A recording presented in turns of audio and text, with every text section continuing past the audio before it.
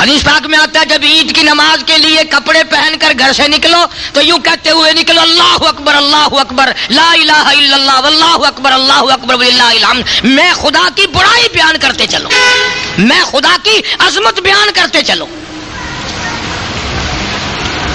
اور میری بات نہیں, پیغمبر خدا صلی اللہ علیہ وسلم نے فرمایا جب لوگ رمضان کا اکرام کرتے ہوئے, روزے رکھتے ہوئے, قرآن کی تلاوت کرتے ہوئے رمضان کو پورا کر لیتے ہیں تو اللہ پاک اپنے فرشتوں کو حکم دیتے ہیں جاؤ میرے بندوں کو آج راستے میں کھڑے ہو کر میرے بندوں سے مسافے کرو, میرے بندوں سے مسافے کرو. اور یوں آتا ہے حدیث پاک میں, اللہ پاک کے نبی صلی اللہ علیہ وسلم نے ارشاد فرمایا کہ جب لوگ عید کی خوشی مناتے ہوئے چلتے ہیں تو اللہ پاک پوچھتے ہیں فرشتوں سے کہ آج میرے بندے بڑے خوش خوش نظر آتے ہیں, کیا بات ہے؟ کہ رب العالمین تیری عطا تھی, تو نے کرم کیا, طاقت دی, ہمت دی, انہوں نے رمضان کا اکرام کیا, احترام کیا, روزے رکھے, تراویحیں پڑھی, قرآن پڑھا اور آج خوشیاں مناتے ہوئے نماز پڑھنے چلے ہیں, سجدے شکر ادا کرنے چلے کہ میرے لیے نماز پڑھیں گے, کہاں تیرے لیے پڑھیں گے. آواز آتی ہے او زمین آسمان کے فرشتوں گواہ ہو جاؤ میں خدا نے ان سب کو معاف کر دیا, میں خدا ان سب کو معاف کر چکا ہوں. تو خداوند عالم کی کتنی بڑی کریمی, کتنی بڑی رحیمی. اور دو چیزوں کا حکم دیا عید کے دن, ایک صدقۃ الفطر ادا کرو, عید کی نماز سے پہلے پہلے ادا کر دینا چاہیے, بعد میں جو ادا کرے گا مکروہ ہوگا, ادا تو کرنا پڑے گا. پھر بھی ہر وہ بچہ جو عید کی صبح صادق سے پہلے پیدا ہو گیا اس کی طرف سے بھی وہی صدقۃ الفطر دینا پڑے گا جو بڑے کی طرف سے دیا جاتا ہے. اس میں کیا حکمت ہے؟ اللہ پاک کے فرشتے بھی نہیں کھاتے, نہ خدا کچھ کھاتا پیتا ہے, نہ وہ غریب ہے, نہ اسے کپڑے بنانے. اللہ پاک نے فرمایا کہ تمہارے اندر جو غریب لوگ ہوں ان کی بھی عید من جائے. جو تمہارے غریب ہیں تو میرے بندے کی ہمدردی کر, میں تیری ہمدردی کروں گا. تو میرے بندے کی پیاس بجھا, میں تیری قیامت کی پیاس بجھا دوں گا. تو میرے بندے کی بھوک کا علاج کر, میں قیامت کی دھوپ کا علاج کر دوں گا. تو میرے بندے کو کپڑا پہنا, میں قیامت کے دن تجھے جنت کا جوڑا پہنا دوں گا. تو خداوند کریم نے یہ ساری چیزیں بندوں کی ہمدردی کے لیے فرمائی. سرکار دو عالم سب کہہ دو صلی اللہ علیہ وسلم عید کی نماز کے لیے تشریف لے جانے لگے تو آپ نے دیکھا کہ بچے کھیل رہے ہیں اور ایک بچہ دیوار سے لگ کر رو رہا ہے. تو آپ صلی اللہ علیہ وسلم نے اس بچے سے پوچھا کہ تو کیوں نہیں کھیلتا بھائی؟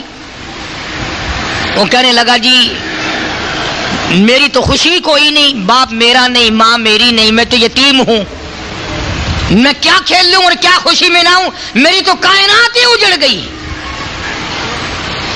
سرکار دو عالم صلی اللہ علیہ وسلم کو دکھ ہوا, صدمہ پہنچا. اور کیوں پہنچا؟ لو آج آپ کو ایک نئی بات سنا دیں, پتہ نہیں زندگی میں پھر ملاقات کا موقع ہے یا نہیں. حضور کریم صلی اللہ تعالی علیہ وسلم کے والد ماجد ماں کے پیٹ میں چھوڑ کر حضور کو رخصت ہو گئے دنیا سے, یعنی حضور ماں کے پیٹ میں یتیم ہو گئے. تو آپ کہو گے یہ تو ہمیشہ ہم سنتے ہیں. اگلی سنو, سیدہ حلیمہ کے یہاں آپ نے پرورش پائی رضی اللہ تعالی عنہا.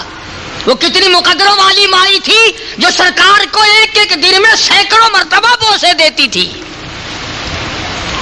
اور جب آپ چلنے لگے تو مکے میں حضرت آمنہ نے اپنے پاس رکھ لیا رضی اللہ تعالی عنہا, حضور کی والدہ ماجدہ نے.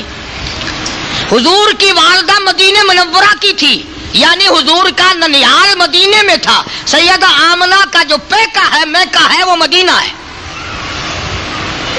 تو مدینے میں لے کر کے گئی ہے حضرت آمنہ حضور کریم صلی اللہ علیہ وسلم کو, اللہ غنی.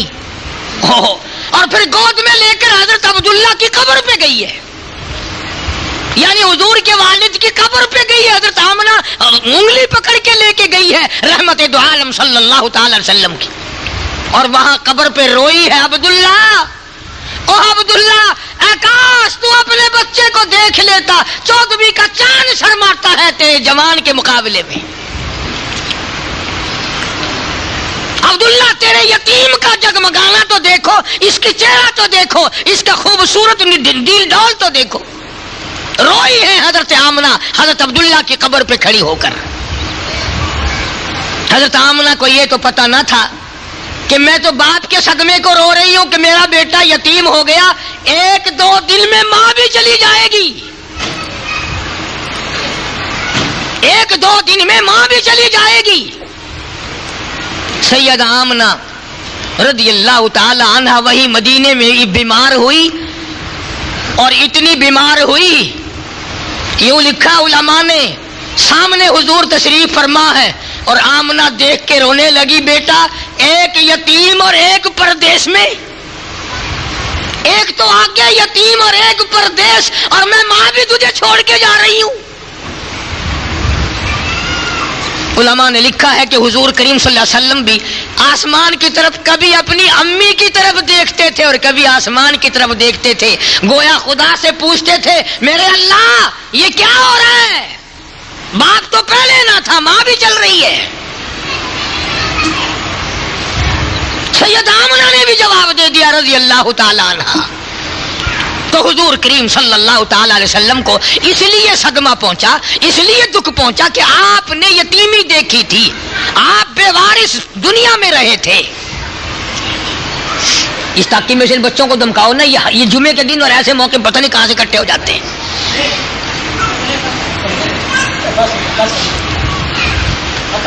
تو میں عرض کر رہا تھا کہ حضور کریم صلی اللہ علیہ وسلم نے اس یتیم بچے کو دیکھا جو دیوار سے کھڑا ہو کے رو رہا تھا. آپ نے پوچھا تو کیوں نہیں کھیلتا؟ کہنے لگا جی میری تو خوشی کوئی نہیں. بس آپ نے اس بچے کی انگلی پکڑی اور گھر لے گئے، اور وہاں جا کر حضرت عائشہ صدیقہ رضی اللہ تعالیٰ عنہا سے فرمایا تیرا میرا بیٹا کوئی نہیں، اللہ نے بیٹا دے دیا، اسے اپنا بیٹا بنا لے. اسے نہلایا دھلایا، کپڑے پہنائے، اور حضور کریم صلی اللہ تعالی علیہ وسلم اپنی رحمت والی انگلی اس کے ہاتھ میں دے کر پھر لے کے چلے، اور انہی بچوں کے پاس سے گزر ہوا جو پہلے کھیل رہے تھے. وہ سارے بچے دوڑ کر آئے اور اس بچے سے کہنے لگے کہ یہ کیا کمائی کر لی، یہ کیا کمائی کر لی؟ بچہ کہنے لگا میرے باپ آج کے بعد کالی کملی والے ہیں، میری اماں آج کے بعد عائشہ صدیقہ ہے، میں یتیم تھا، انہوں نے مجھے اپنا بیٹا بنا لیا، میں ان کے گھر میں گیا کھا پی کر آیا ہوں. آج میری سب سے بڑی خوشی ہے، کسی کا ابا بلال ہے، کسی کا ابا فاروق ہے، کسی کا ابا طلحہ ہے، کسی کا ابا سلمان فارسی، کسی کا ابا زبیر ہے، کسی کا ابا عبد الرحمن ابن عوف ہے، کسی کا ابا حضرت سعد ابی وقاص. لوگوں آج کے بعد میرا ابا کالی کملی والا ہے. ان بچوں کو بھی اتنی قدر تھی کہ وہ سارے بچے رونے لگے اور کہنے لگے کاش آج ہم بھی یتیم ہوتے، کاش آج ہم بھی یتیم ہوتے، آج ہمارے بھی حضور باپ بن جاتے صلی اللہ علیہ وسلم. اللہ تعالیٰ جل شانہ کا کروڑا احسان اور شکر ہے کہ اس کی توفیق اور عنایت سے رمضان المبارک کے ہم نے روزے رکھے، تراویاں پڑھی، قرآن پاک کی تلاوت کی، صدقہ زکوٰۃ خیرات کیا. اللہ تعالیٰ ہر عبادت کو اپنی مہربانی سے قبول فرمائے اور اس کو اجر عظیم کا ذریعہ بنائے. حقیقت یہ ہے کہ رمضان المبارک بھی غمخواری کا مہینہ ہے اور صبر کا مہینہ ہے، اللہ کے ذکر کرنے کا مہینہ ہے. ویسے بھی ایک آدمی کو مہینہ بھر عادت ڈالنے سے عادت پڑ جاتی ہے، لیکن اس کا یہ مطلب ہرگز نہیں کہ وہ عید کے بعد سب چیزوں کو چھوڑ بیٹھے. حدیث پاک میں آتا ہے کہ عمل اللہ کے یہاں وہ مقبول ہے جس میں دوام ہو، جس میں ہمیشگی پائی جاتی ہو. کسی نے حضرت مولانا محمد قاسم صاحب نانوتوی رحمۃ اللہ علیہ سے پوچھا کہ حضرت نماز پڑھ کے خالی چلے جاتے ہیں، معلوم نہیں قبول ہوئی کہ نہیں. تو بڑا اچھا جواب ارشاد فرمایا اگر ظہر کے بعد عصر کی نماز کی توفیق ہو گئی تو سمجھو ظہر کی اللہ نے قبول کی تو عصر کی توفیق دی. اگر عصر کے بعد مغرب کی نماز کی توفیق ہو گئی تو سمجھو کہ عصر کی نماز اللہ نے پہلے قبول کر کے پھر مغرب میں آنے کی توفیق دی. تو جن لوگوں نے رمضان المبارک میں بڑی دل جمی سے، شوق سے، ذوق سے نمازیں پڑھی، اب اگر نمازیں پڑھتے رہیں گے تو سمجھو کہ رمضان کے مہینے کی نمازیں قبول ہو گئی۔ اللہ تعالیٰ پہلے قبول فرماتے ہیں اور پھر اجر کی اور اس کے دوبارہ ادا کرنے کی توفیق عطا فرماتے ہیں۔ صحابہ کرام رضوان اللہ تعالی علیہم اجمعین چونکہ نبی صلی اللہ علیہ وسلم کے شاگرد تھے، حضور کی صحبت میسر تھی، آپ کو تو زندگی بھر میں حضور صلی اللہ علیہ وسلم کی خام میں بھی زیارت نہیں ہوئی، اور صحابہ کرام وہ خوش نصیب جماعت ہے جن کو ایک ایک دن میں کئی مرتبہ حضور صلی اللہ علیہ وسلم کی زیارت ہوتی تھی۔ اس جماعت کے بارے میں آپ کو کیا بتاؤں، جنہوں نے 23 برس تک امام الانبیاء کے پیچھے کھڑے ہو کر نمازیں پڑھی، سارا قرآن کریم حضور صلی اللہ علیہ وسلم سے یاد کیا، مسائل پوچھتے تو حضور صلی اللہ علیہ وسلم سے، مرید بننے کے لیے آتے تو تیرا پیر چشتی ہوگا، میرا پیر نقشبندی ہوگا، کسی کا پیر قادری ہوگا، کسی کا پیر سہروردی ہوگا، صحابہ کرام کا پیر امام الانبیاء مدنی کریم صلی اللہ علیہ وسلم ہے۔ یہ اتنی بڑی خوش نصیب جماعت تھی جن کا انتخاب خداوند عالم نے خود فرمایا، اپنے نبی کے لیے جماعت بھی اللہ کا انتخاب ہے، خود پیدا کردہ خدا کے۔ اور علماء نے مسئلہ لکھا ہے کہ صحابہ کرام کا مقابلہ دنیا میں کوئی نہیں کر سکتا، اس لیے ساری دنیا کی عبادتیں، نمازیں، حج، زکوٰۃ، تلاوت اللہ کے نبی کے صحابی کا ایک سجدے کا مقابلہ نہیں کر سکتے۔ فرق ہے ان میں ہم میں بڑا زبردست، ان کا استاد دیکھو، ان کا پیر دیکھو، ان کا امام دیکھو، اگر وہ ملازمتوں میں تھے، کیپٹن تھے، میجر تھے، کرنل تھے، جنرل تھے، اس فوج کے کمانڈر ان چیف محمد عربی صلی اللہ علیہ وسلم کی فوج میں یہ لوگ شامل تھے، اور ان کو اتنا موت کا اشتیاق تھا کہ حضرت خالد بن ولید رضی اللہ تعالی عنہ نے 125 جنگ لڑے اور ایک جنگ میں بھی ہار نہ ہوئی۔ آخری وقت آیا، حضرت خالد بن ولید رو رہے تھے، کسی صحابی نے پوچھا کیا بات ہے، روئے کیوں؟ فرمایا ساری عمر جنگ کیے، جہاد کیے، اور آج بستر پہ موت آ رہی ہے۔ تو صحابی بڑا عقل مند تھا، کہنے لگا خالد یہ بتاؤ حضور صلی اللہ علیہ وسلم نے تمہیں لقب کیا دیا ہے؟ تو فرمایا میرا لقب حضور صلی اللہ علیہ وسلم نے سیف اللہ فرمایا۔ فرمایا تو اس کا یہ مطلب ہوا اگر تم شہید ہو جاؤ تو اللہ کی تلوار ٹوٹ جائے؟ تم شہید نہیں ہو سکتے، تم تو اللہ کی تلوار ہو۔ اللہ کے نبی نے جن کو اللہ کی تلوار بتایا، ان کے روزے اور ان کی نمازیں اور ان کی عبادتیں ساری دنیا سے اعلیٰ اور ساری دنیا سے عرفہ اور ساری دنیا کی تمام نیکیوں کی جڑ ہے صحابہ کرام۔ اس لیے کبھی بھول کے بھی یہ خیال نہ کرنا کہ ہم ان لوگوں کا مقابلہ کر سکتے ہیں۔ یوں فرمایا مدنی کریم صلی اللہ علیہ وسلم نے، تم احد پہاڑ سونا خرچ کرو اللہ کی راہ میں، میرے صحابی کی 2 کھجوروں کا مقابلہ نہیں ہو سکتا۔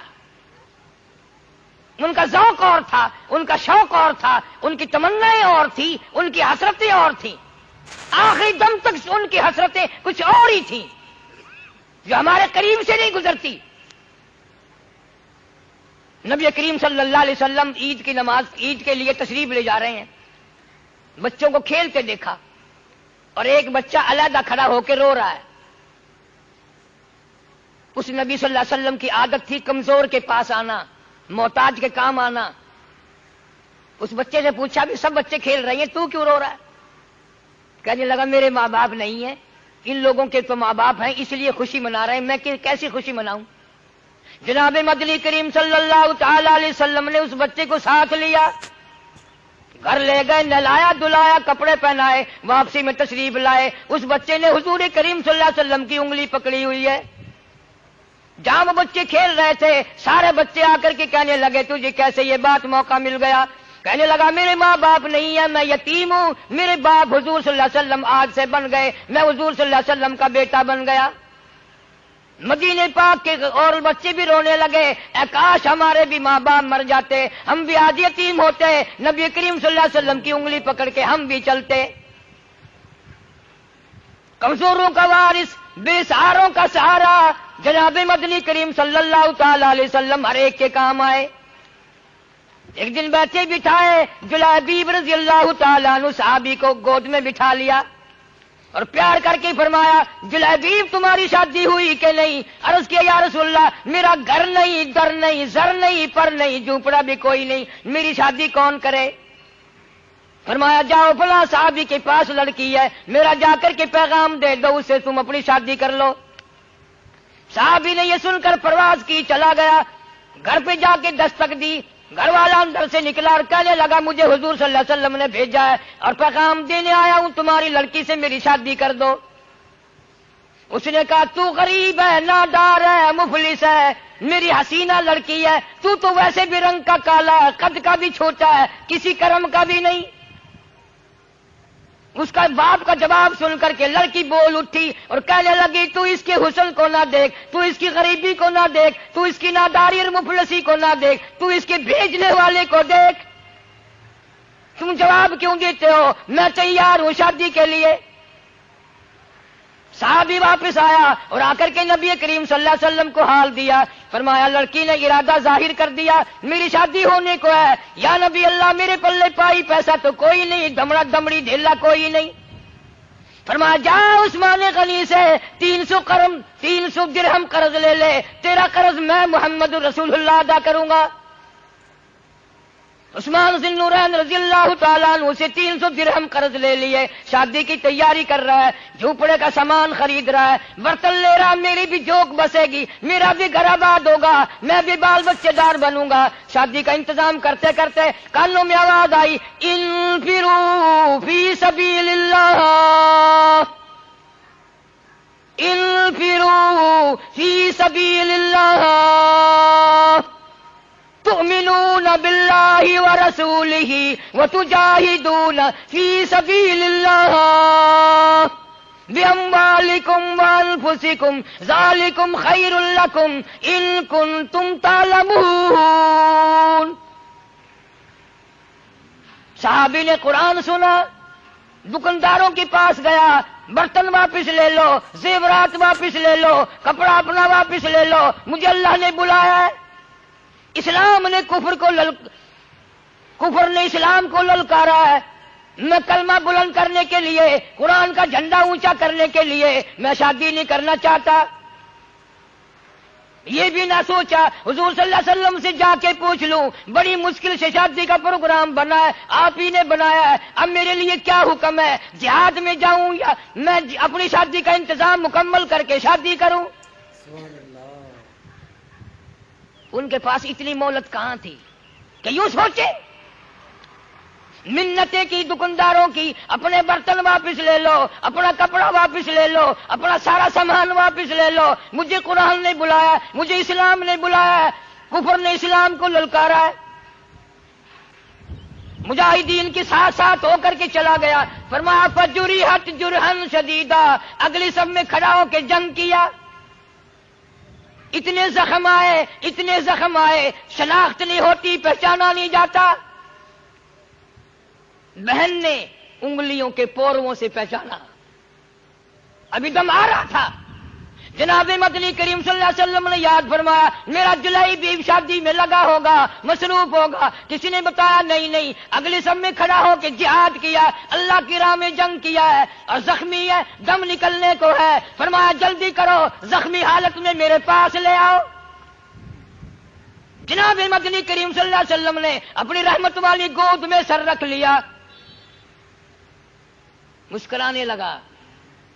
فرمایا فزت برب الکعبہ، اور نوجوان رب کعبہ کی قسم تو بڑا کامیاب ہے.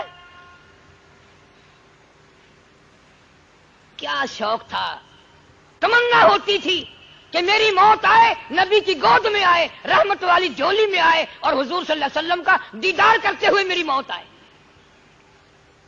ایک ایک کی تمنا ہے. سعد بن ربی رضی اللہ تعالیٰ عنہ، جنگ ختم ہوا، جہاد ختم ہوا، لڑائی ختم ہوئی، زخمیوں کو سنبھالا، غازیوں کو سنبھالا، شہیدوں کو سنبھالا. سعد بن ربی ملتا نہیں. جناب مدنی کریم صلی اللہ علیہ وسلم یاد فرما کر کے رو رہے ہیں، میرا سعد نہیں ملتا. کسی کو بیٹی یاد کر کے روے گی، کسی کو بہن یاد کر کے روے گی، کسی کی امی جان روے گی، کسی کی گھر والی روے گی۔ سعد بن ربی، دو جان مقدر تیرے مقدروں پہ قربان کر دوں، تجھے نبی کریم صلی اللہ علیہ وسلم یاد فرما رہے اور مدینہ طیبہ میں یاد کر کر کے رو رہے ہیں۔ خود فرمایا دونوں جوان چلے جاؤ اور پہاڑ کی چوٹی پہ کھڑے ہو کر آواز لگاؤ، سعد بن ربی تو جہاں بھی ہو، تجھے سرکار مدینہ صلی اللہ علیہ وسلم نے بلایا۔ دو جوانوں نے آوازیں لگائی، ایک غار میں سے دھیمی دھیمی دھیری دھیری آواز آئی، میں چل نہیں سکتا، تم میرے پاس آ جاؤ۔ صحابہ پہنچے، محدثین نے لکھا ہے 80 کے قریب زخم ہے، 80 کے قریب زخم ہے۔ اور کہنے لگا مجھے اٹھا کے لے چلو، اللہ والے اٹھائیں کیسے، انگلی رکھنے کی گنجائش نہیں ہے، سارا بدن کٹا ہوا ہے، تجھے اٹھائیں کیسے؟ انہوں نے کہا اتنی ہمت کرو، تم کوشش کرو، اللہ پاک سبب بنائے گا، میری تمنا ہے۔ کسی صحابی نے کہا اب آخری وقت میں کیا بیوی کو دیکھنا ہے؟ انہوں نے کہا نہیں۔ بچوں کو دیکھنا ہے؟ انہوں نے کہا نہیں۔ پھر کیا دیکھنے کا شوق ہے؟ انہوں نے کہا میری عمر بھر کی تمنا ہے، میری حسرت ہے، میرا آخری وقت جو آئے وہ حضور صلی اللہ علیہ وسلم کی زیارت کرتے ہوئے آئے، حضور صلی اللہ علیہ وسلم کا دیدار کرتا جاؤں۔ اللہ پاک مجھ سے پوچھے گا دنیا سے کیا لایا، عرض کروں گا تیرے محبوب صلی اللہ علیہ وسلم کا دیدار لایا ہوں۔ حضور صلی اللہ علیہ وسلم مدینے سے باہر چلے، کسی نے پوچھا یا رسول اللہ کدھر؟ فرمایا سعد بن ربی مل گئے ہیں، زیارت کا متمنی ہے، دیدار کا بھوکا ہے، کچھ میں چلوں گا کچھ وہ چلے گا، درمیان میں ملاقات ہو ہی جائے گی۔ سعد بن ربی کو اٹھا کے لا رہے ہیں، بے ہوش ہے، خون ٹپک رہا ہے، لہو ٹپک رہا ہے، ساری جان زخمی ہے۔ رحمت دو عالم صلی اللہ علیہ وسلم نے زخمی سر اپنی گود میں رکھ لیا اور پوچھا سعد بن ربی تیرا کیا حال ہے؟ صحابی کہنے لگا یا رسول اللہ میرے دکھڑے ٹل گئے، میرے غم غلط ہو گئے، میری پریشانیاں چلی گئی، تیرا دیدار مل گیا، مجھے سب کچھ مل گیا۔ پیشانی پہ بوسہ دے کر فرمایا فزت برب الکعبہ، او نوجوان رب کعبہ کی قسم تو بڑا کامیاب ہے۔ مسکرانے لگا۔ حضور کریم صلی اللہ علیہ وسلم نے پوچھا کیا شوق ہے، کیا کر رہا ہے اس وقت؟ کہنے لگا میری تمنا پوری ہو گئی، تیرے چہرے پہ فدا شمس و قمر، تیرے چہرے پہ فدا شمس و قمر، تیری زلفوں پہ تصدق شام و سحر، رخساروں پہ ٹھہرے کس کی نظر، تیری پیاری ادا کا کیا کہنا۔ میں اپنے مقدر پہ ناز کرتا ہوں، کوئی بستر پہ مرے گا، کوئی اسپتال میں مرے گا، کوئی ایکسیڈنٹ میں روڈ پہ سڑک پہ مرے گا، کوئی بیوی کو دیکھتا ہوا مرے گا، کوئی بچوں کو دیکھتا ہوا مرے گا، کوئی ڈاکٹر کو دیکھتا ہوا مرے گا، کوئی نرس کو دیکھتا ہوا مرے گا، میں اپنے مقدر پہ ناز کرتا ہوں، تیری رحمت والی گود میں دم توڑ رہا ہوں۔ بخاری شریف میں روایت ہے جتنی طاقت تھی پوری سے اچھل کر پلٹ کر حضور صلی اللہ علیہ وسلم کی گود سے قدموں میں اپنا رخسار مبارک رکھ دیا، تیرے قدموں میں دم نکل جائے میں بڑا کامیاب۔ اعلان ہو گیا سعد بن ربی شہید ہو گئے، جنازہ تیار ہے۔ خدا کی قسم صدیق اکبر رضی اللہ تعالیٰ عنہ جیسے بھی کھڑے ہوئے رو رہے ہیں، اے کاش یہ موت میری ہوتی، نبی کی گود میں میرا دم ٹوٹتا، میرا آخری سانس حضور صلی اللہ علیہ وسلم کے دیدار میں جاتا۔ فاروق اعظم رو رہے ہیں، بڑے بڑے ذی-النورین رو رہے ہیں صحابی کہ کاش یہ موت میری ہوتی، حضور صلی اللہ علیہ وسلم کی رحمت والی گود میں میرا دم ٹوٹتا۔ جنازہ حضور صلی اللہ علیہ وسلم نے پڑھایا، مدینے کی گلیوں سے جنازہ گزر رہا ہے۔ اللہ تعالیٰ میری تیری موت بھی مدینے میں عطا فرمائے، بڑی کامیابی ہے۔ مدینے کی موت یوں ہی نہیں ملتی،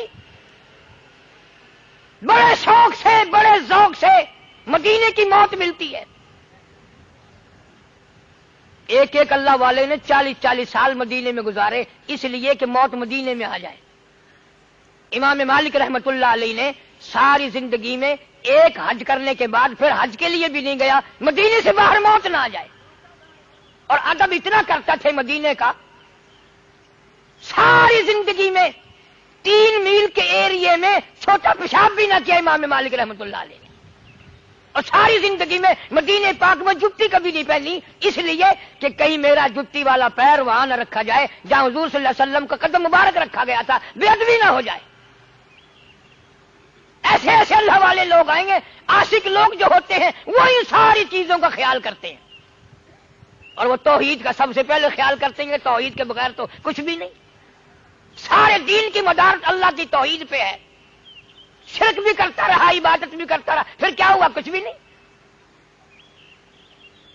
مدینے کی گلیوں سے جنازہ گزر رہا ہے، حضرت ابو ہریرہ رضی اللہ تعالیٰ عنہ فرماتے ہیں کہ میں تو ہر وقت حضور صلی اللہ علیہ وسلم کی اداؤں کو دیکھتا تھا، تو آپ ایڑیاں اٹھا اٹھا کر پنجوں کے بل چل رہے ہیں جنازے کے ساتھ ساتھ۔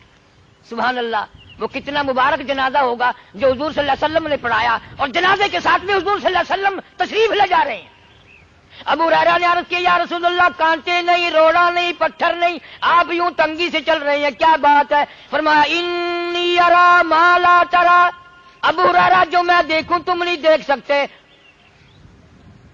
اس اللہ والے نے جہاد میں آ کر کے جان دے دی، 80 کے قریب زخم کھائے، میری رحمت والی گود میں دم توڑا، جنازہ میں نے پڑھایا۔ اس وقت جنازے پہ اتنا رش ہے فرشتوں کا کہ جنازے کے چاروں طرف اتنا نوری فرشتہ جنازہ پڑھنے کے لیے آیا ہوا ہے، پورا قدم رکھنے کی گنجائش نہیں ہے، پورا قدم رکھنے کی گنجائش نہیں ہے، چاروں طرف اتنا فرشتوں کا جم گٹا ہے۔ اور آپ اور میں یہ سوچتے ہیں چلو بھائی اتنے فرشتے نہیں تو 100-200 فرشتے تو آ جائیں، مگر کیسے آئیں؟ وہ عبادت کیسے کریں گے جو صحابہ کرام نے کی؟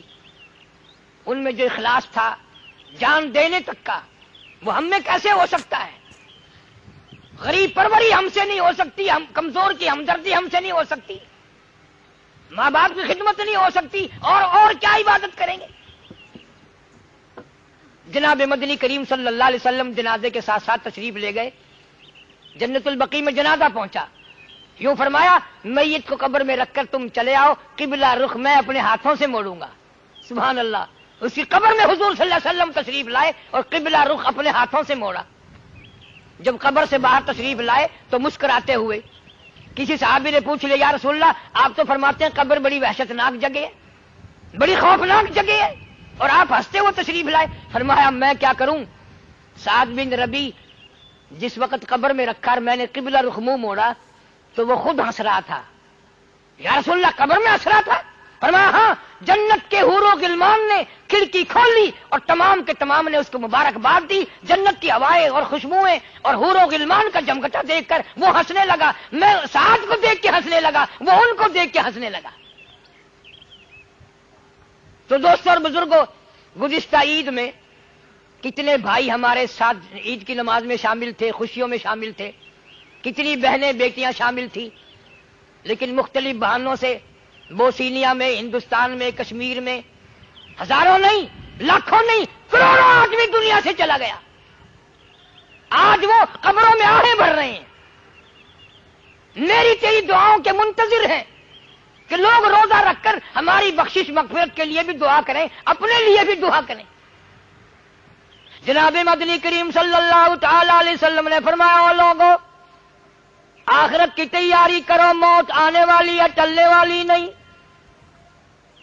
ارشاد فرمایا جناب مدنی کریم صلی اللہ علیہ وسلم نے او لوگو، میری امت پہ ایک وقت ایسا آئے گا، لوگ اتنے بگڑیں گے، معاشرہ اتنا برباد ہوگا، ماحول اتنا غلط ہوگا، کلمہ پڑھتے ہوئے موت نہیں آئے گی، قرآن پاک کی تلاوت کرتے ہوئے موت نہیں آئے گی، درود پاک پڑھتے ہوئے موت نہیں آئے گی، ادھر موت کا جھٹکا لگے گا، ادھر منہ میں کنجری کا گانا ہوگا۔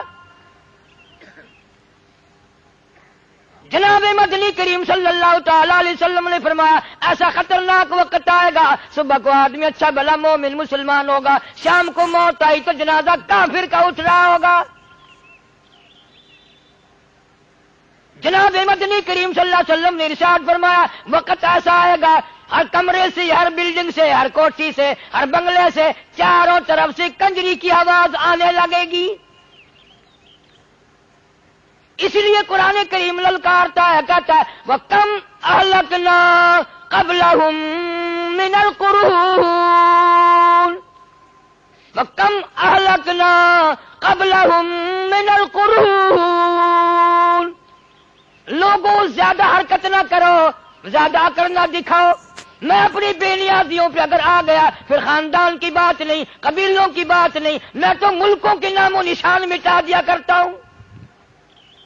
فَأَخَذَتْكُمُ الصَّاعِقَةُ وَأَنْتُمْ تَنْظُرُونَ.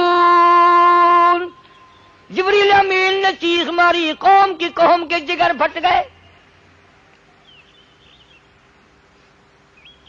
فرمایا پہلے یہی فکر کرو کہ نہ جانے کس حال میں موت آئے گی. کئی اللہ والے ایسے ہیں کہ نماز میں سجدہ کرتے ہوئے موت آ جاتی ہے. میرے علم میں ہیں کئی بزرگ جن کی قرآن پڑھتے پڑھتے موت آ گئی. دوسری پڑھتے ہوئے موت آ جاتی ہے، وضو کرتے ہوئے موت آ جاتی ہے، اللہ کے دربار میں سجدہ کرتے ہوئے موت آ جاتی ہے. تو ہم اپنے آخری وقت کو، عید ہو، شبرات ہو، کوئی بھی خوشی کا موقع ہو، موت بلانے والی چیز نہیں ہے. وہ آئے گی اور آ کے رہے گی. اب فکر یہ کرنا ہے کہ نہ جانے کس حال میں آئے گی. قرآن کہتا کلا اذا بلغت التراقی وقیل من راق وظن انه الفراق والتفت الساق بالساق الى ربك يومئذ المساق. قرآن کہتا 360 رگیں ٹوٹیں گی، اعضا چھوٹیں گے.